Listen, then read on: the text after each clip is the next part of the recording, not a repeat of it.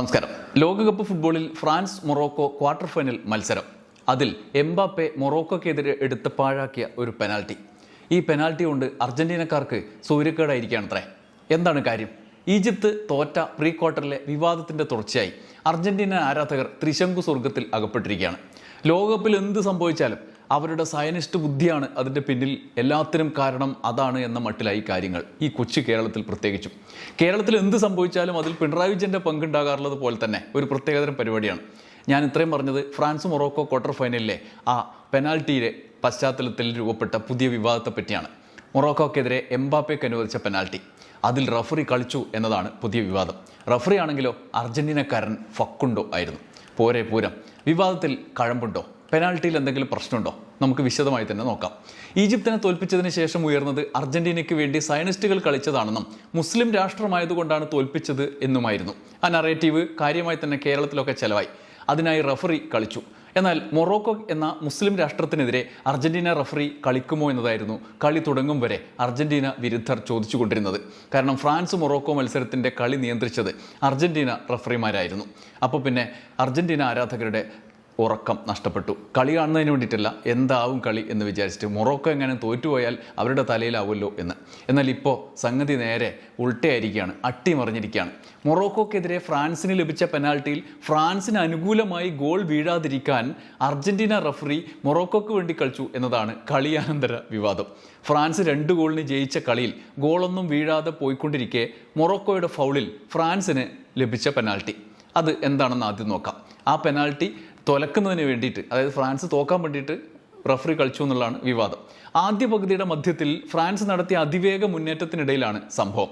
Mbappe പന്തുമായി മൊറോക്കോയുടെ ബോക്സിലേക്ക് കടന്നു. മൊറോക്കോയുടെ പ്രതിരോധ താരം നുസൈർ മസ്രാവി അതിനിടെ എംബാപ്പയെ തടയാൻ നടത്തിയ നീക്കം ഫൗളായി. ഉടൻ റഫറി ഫക്കുണ്ടോ ടെല്ലോ ഫൗൾ വിളിച്ചു. പെനാൽറ്റി സാധ്യത സൂചിപ്പിച്ച് ബോക്സിലേക്ക് വിരൽ ചൂണ്ടി. പിന്നാലെ വാർ പരിശോധനയും റിസൾട്ടും കാത്ത എംബാപ്പെ മൊറോക്കോയുടെ പെനാൽറ്റി ബോക്സിൽ കാത്തുനിന്നു. വിശദമായ വാർ പരിശോധന അസാധാരണമായി നീണ്ടു. റിപ്ലേയിൽ മസ്രാവിക്ക് പന്ത് തൊടാനാകാതെ എംബാപ്പയുടെ കാലിലാണ് ആദ്യം ഇടിച്ചതെന്നാണ് റഫറിയുടെയും വാറിൻ്റെയും വിലയിരുത്തൽ. അതിൻ്റെ അടിസ്ഥാനത്തിൽ ഫ്രാൻസിന് പെനാൽറ്റി അനുവദിച്ചു. ഫൗൾ നടന്നു. എന്നാൽ പരിശോധനയുടെ സമയദൈർഘ്യം എല്ലാവരെയും അതിശയിപ്പിച്ചു. ഒരു ഫൗളിൽ തീരുമാനമെടുക്കാൻ ഇത്രയും നേരം എന്തിന് എന്ന ചോദ്യം. 3 മിനിറ്റും 11 സെക്കൻഡും, അത് 12 സെക്കൻഡ് എന്നും പറയുന്നുണ്ട്. എംബാപ്പയ്ക്ക് കിക്കെടുക്കാനുള്ള തീരുമാനമെത്തിയത് അത്രയും നേരത്തിന് ശേഷമാണ്. അതിനിടെ എംബാപ്പെ പെനാൽറ്റി കിക്ക് എടുത്തു. 2020 ശേഷം കിട്ടിയ 15 പെനാൽറ്റികളും ഗോളാക്കിയ ചരിത്രമാണ് എംബാപ്പയ്ക്ക്. പെനാൽറ്റി എടുക്കാൻ എംബാപ്പെ പോകുന്നത് കണ്ട് ആരാധകർ കാത്തിരുന്നു. ഇത് ഗോൾ തന്നെ. അത്രയധികം നെഞ്ചിടിപ്പില്ലാതെ ഗോൾ കാത്തിരിക്കുകയായിരുന്നു. കാരണം അയാളത് ഗോളാക്കുമല്ലോ. എന്നാൽ സംഭവിച്ചത് മറ്റൊന്നാണ്. 16ാമത്തെ പെനാൽറ്റി പാഴായി. ഒരു കളിക്കാരൻ പെനാൽറ്റിക്കായി ഇത്രയധികം നേരം കാത്തു നിൽക്കുമ്പോൾ തന്നെ അയാളുടെ ഏകാഗ്രത തകരും എന്നതാണ് ഒരു വാദം. അതുകൊണ്ടാണോ എന്തോ പെനാൽറ്റി പാഴായി. കളി സമയത്ത് ആരെയും അത് അതിശയിപ്പിച്ചില്ല. അത് കണ്ടവർക്കറിയാം ഗോളി ബോണോ ചില്ലറക്കാരനായിരുന്നില്ല എന്ന്. അത് തടയാൻ മാത്രം കെൽപ്പ് അയാൾക്കുണ്ടായിരുന്നു. ആ കളിയിൽ ഉടനീളം ഗോൾ കീപ്പറുടെ പ്രകടനം അങ്ങനെ തന്നെയായിരുന്നു. അതിന് പിന്നാലെ ഫ്രാൻസ് കളിച്ചു, 2 ഗോൾ അടിച്ചു. ഡംബലെ അടിച്ചു, എംബാപ്പയും അടിച്ചു. അങ്ങനെ അവർ 2 ഗോളിന് ജയിച്ചു.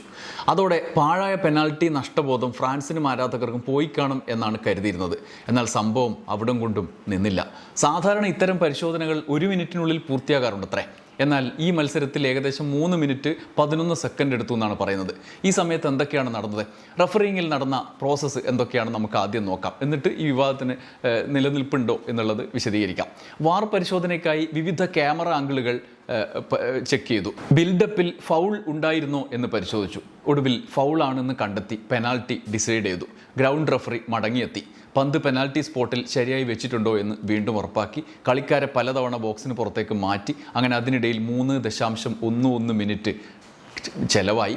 അങ്ങനെ ഒരു കളിക്കാരനെ സംബന്ധിച്ച് നീണ്ട കാത്തിരിപ്പ്. അതിനുശേഷം എംബാപ്പെ ഷോട്ട് എടുത്തു. എന്നാൽ അത് അദ്ദേഹത്തിൻ്റെ കളിയുടെ നിലവാരത്തിന്, പെനാൽറ്റി ഇതുവരെ നേരത്തെ പറഞ്ഞത്രയും എണ്ണം പെനാൽറ്റി എടുത്ത നിലവാരത്തിന് ഒട്ടും ചേരാത്ത ദുർബലമായ ഷോട്ട്, ഗോളിയുടെ മികച്ച പ്രകടനം, അതോടെ പാഴായി. മൊറോക്കോയുടെ ഗോൾ കീപ്പർ യാസിൻ ബോണോ ദിശ കൃത്യമായി മനസ്സിലാക്കി പന്ത് തടഞ്ഞു. ഫ്രാൻസിനായി എംബാപ്പെ അപൂർവമായി നഷ്ടപ്പെടുത്തിയ പെനാൽറ്റിയായി അത് രേഖപ്പെടുത്തി. 3.11 മിനിറ്റ് സമയം കൊണ്ട് കളിക്കാരൻ്റെ മാനസിക നില തകരാറിലായതാണ്, പെനാൽറ്റിയുടെ ഏകാഗ്രത പോയതാണ് അതിലേക്ക് പെനാൽറ്റി അടിക്കാതിരിക്കാൻ എംബാപ്പയ്ക്ക് ബുദ്ധിമുട്ടായത് എന്ന വാദം പിന്നാലെ ഉയർന്നു.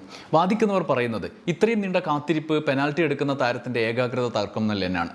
ഷോട്ടെടുക്കാൻ തയ്യാറായ ശേഷം വീണ്ടും വീണ്ടും നിർത്തേണ്ടി വന്നത് മാനസിക സമ്മർദ്ദം ഉണ്ടാക്കി. ഇത്രയും നീണ്ട വാർ പ്രക്രിയ അനാവശ്യമായിരുന്നു എന്നാണ്. എന്നാൽ മുൻ റഫറിമാരും വിശകലനക്കാരും പറയുന്നത് മറ്റൊന്നാണ്.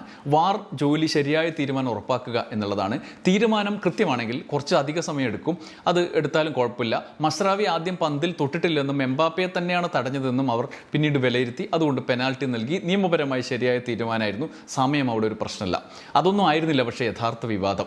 അത് കളി നിയന്ത്രിച്ചിരുന്നത് അർജന്റീനക്കാരനായ റഫറിമാരാണ് എന്നുള്ളതാണ്. ഫ്രാൻസിനെ തോൽപ്പിക്കാൻ ആ അർജന്റീനക്കാർ കളിച്ചു, പ്രത്യേകമായി കളിച്ചു. അതിൻ്റെ ഭാഗമായി പെനാൽറ്റി പാഴാകുമെന്ന് ഉറപ്പുവരുത്താൻ സമയം വൈകിപ്പിച്ചു എന്നുള്ളതാണ്. ഈ ലോകകപ്പിലെ ഏറ്റവും മികച്ച സ്ട്രൈക്കർമാരിൽ ഒരാളായ നോർവേയുടെ എർവിൻ ഹാളണ്ട് ഇക്കാര്യത്തിൽ ഫ്രാൻസിന് അനുകൂലമായി എംബാപ്പയുടെ ആംഗിളിൽ ചിന്തിച്ചുകൊണ്ട് പ്രതികരണം നടത്തി.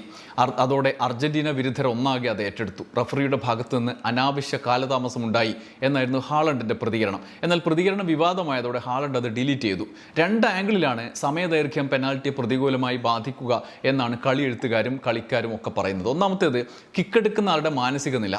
പെനാൽറ്റി എടുക്കുന്നതിന് തൊട്ടു മുമ്പ് കളിക്കാരൻ്റെ തലയിലൂടെ കടന്നു പോകുന്ന ചിന്തകൾ ഷോട്ട് എടുക്കുന്നതിനെ ബാധിക്കും, പ്രതികൂലമായി ബാധിച്ചേക്കാം. അങ്ങനെയുള്ള ചിന്തകളാണെങ്കിൽ കളിയിൽ മുഴുകിയിരിക്കുമ്പോൾ ഏകാഗ്രമായിരിക്കും മനസ്സ്. എന്നാൽ കാത്തു നിൽക്കുന്ന ഒരു സമയമുണ്ടെങ്കിൽ അത് കൂടുതലാകുന്നതോടെ പല ചിന്തകളിലേക്കും ഈ ഗ്രൗണ്ടിന് പുറത്തേക്കൊക്കെ മനസ്സ് കടക്കും. ആ കാത്തുനിൽപ്പ് കൊണ്ട് അതുകൊണ്ട് തന്നെ ഏകാഗ്രതയെ ബാധിച്ചിരിക്കാനുള്ള സാഹചര്യം രൂപപ്പെടും. ചില ഫുട്ബോൾ വിദഗ്ധരും ഇത് വിശകലനം ചെയ്യുന്നു. എന്നാൽ രണ്ടാമത്തെ ഒരു ആംഗിള് ഗോളിയുടെ ഭാഗത്തു നിന്നുള്ളതാണ്. മൊറോക്കോയുടെ ഗോളി യാസിൻ ബോണുമാണ്. പെനാൽറ്റി കിക്ക് എടുക്കുന്നത് സാധാരണ വേഗത്തിൽ വരും സെക്കൻഡുകളുടെ ഇടവേളയിൽ നടപടികൾ പൂർത്തിയാക്കും, കിക്കെടുക്കും. അവിടെ കിക്കെടുക്കുന്നയാളും ഗോളിയും തമ്മിൽ ഒരു മാനസിക യുദ്ധമുണ്ട്. റഫറി കിക്കെടുക്കാൻ താമസിപ്പിച്ചപ്പോൾ ഗോൾ കീപ്പർ യാസിൻ ബോണുവിന് എംബാപ്പയുടെ ബിഹേവിയർ നിരീക്ഷിക്കാനും പഠിക്കാനും പറ്റി. കിക്ക് പ്രതിരോധിക്കാനുള്ള തന്ത്രം രൂപീകരിക്കാൻ കഴിഞ്ഞു. അങ്ങനെ വിജയകരമായി ആ ശ്രമം പരാജയപ്പെടുത്തി. ഒടുവിൽ വിസിൽ മുഴങ്ങിയപ്പോൾ എംബാപ്പെ വലതുവശത്തേക്ക് അടിച്ച കിക്ക് കറക്റ്റായി ബോണു തട്ടിയകറ്റി. ഈ ലോകകപ്പിലെ എംബാപ്പയുടെ ചരിത്രത്തിൽ പാഴായിപ്പോയ ആദ്യ പെനാൽറ്റി. കിക്കിന് ശേഷം എംബാപ്പെ റഫറിയോട് കയർത്ത് സംസാരിച്ചു എന്നുള്ള ദൃശ്യങ്ങളും പുറത്തു വന്നിട്ടുണ്ട്. എന്തായാലും സോഷ്യൽ മീഡിയയിൽ അർജന്റീന വിരുദ്ധർ ഈ വിവാദം നല്ല ആഘോഷമാക്കി കൊണ്ടു നടക്കുന്നുണ്ട്.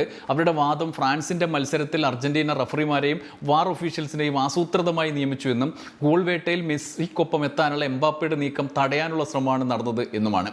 മറ്റൊന്ന്, ഫ്രാൻസ് മുന്നോട്ട് പോയാൽ അർജന്റീനയ്ക്ക് ജയിക്കാൻ കഴിയില്ല, അതുകൊണ്ട് അർജന്റീനക്ക് ജയിക്കാൻ വേണ്ടിയിട്ട് ഫ്രാൻസിനെ തോൽപ്പിക്കാൻ നീക്കം നടത്തി എന്നുള്ളതാണ്. എന്നാൽ പെനാൽറ്റി എടുക്കാൻ സമയം വൈകി എന്നതിനപ്പുറത്ത് ഫ്രാൻസ് മൊറോക്കോ മത്സരത്തിലെ റഫറിങ്ങിനെ കുറിച്ച് ഒരു പരാതിയും നിലവിൽ വന്നിട്ടില്ല. സോഷ്യൽ മീഡിയയിൽ ആരാധക വൃന്ദം ആരോപണങ്ങൾ, ചില ദൃശ്യങ്ങളൊക്കെ സൂം ചെയ്ത് വട്ടമൊക്കെ ഇട്ടിട്ട് ഉയർത്തുന്നു, പ്രചരിപ്പിക്കുന്നു എന്നല്ലാതെ ആധികാരികമായ തെളിവുകളൊന്നും ഈ കാര്യത്തിൽ പുറത്തു വന്നിട്ടില്ല. ഫ്രാൻസിൻ്റെ ഭാഗത്തു നിന്ന് തൃപ്തികരമായ റഫറിങ് എന്ന പ്രതികരണമാണ് വന്നത് താനും. മത്സരത്തിന് ശേഷം റഫറിങ്ങിനെ കുറ്റപ്പെടുത്താൻ ദിദിയർ ദഷാംസ് കോച്ച് തയ്യാറായില്ല. ഈജിപ്ത് കോച്ചും ചില ടീം അംഗങ്ങളും നേരത്തെ ചെയ്തതുപോലെയുള്ള പ്രതികരണം എന്തായാലും ദഷാംസിൻ്റെ ഭാഗത്തു നിന്ന് ഉണ്ടായിട്ടില്ല. മാത്രമല്ല ക്ലാരിറ്റിയോടെ ദഷാംസ് പ്രതികരിക്കുകയും ചെയ്തു. അദ്ദേഹം പറഞ്ഞു, റഫറിമാരുടെ നിയമനത്തിൽ ഞങ്ങളല്ല, ഫിഫയാണ് തീരുമാനമെടുക്കുന്നത്. എനിക്ക് ഒഫീഷ്യൽസിൽ വിശ്വാസമുണ്ട്.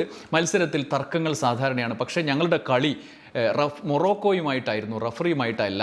അത് മുൻ മത്സരത്തിൽ പരാജയപ്പെട്ടതിന് ശേഷം അലമ്പാക്കിയ ഈജിപ്തിൻ്റെ കോച്ചിനും ചില ടീം അംഗങ്ങൾക്കുമുള്ള മറുപടിയാണ് എന്നിപ്പോൾ അർജന്റീന ആരാധകരും പറയുന്നുണ്ട്.